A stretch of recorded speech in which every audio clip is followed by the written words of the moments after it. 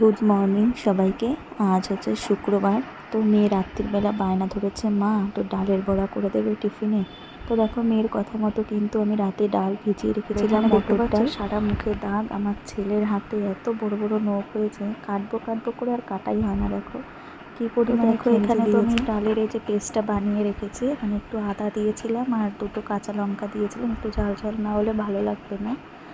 তো দেখো আমি বেশ ছোটো ছোটো আর একটু চালের গুঁড়ি দিয়েছিলাম আর কালো জিরে দিয়েছিলাম। চালের গুঁড়িটা এই কারণেই দেওয়া, কারণ অনেকটা সময় পরে খাবে, যেহেতু মুচমুচে থাকবে, যার জন্য আমি একটু চালের গুঁড়ি দিয়েছিলাম।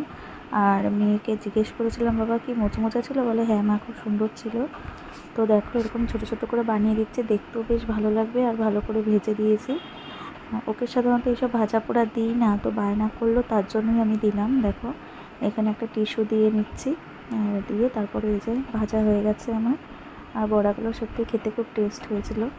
তো এটা দিয়েছিলাম আর একটা দিয়েছিলাম স্মল টিফিনের জন্য একটা কেক দিয়েছিলাম। এই ছিল আজকের টিফিন। আর আজকে হচ্ছে শুক্রবার, আজকে স্কুল হয়েই ব্যাস, আবার দুদিন ছুটি, শনি রবিবার। আর এখানে তোমাদেরকে দেখাচ্ছে, দেখো এখানে আমি কড়াইতে জোরে ছ্যাঁকাটা খেয়েছি। দাগটা ভালো বোঝা যাচ্ছে না, কিন্তু জ্বলে যাচ্ছে মারাত্মক লেভেলের। এই যে দেখতে পাচ্ছ, এই যে একটু দাগটা, ওইটা।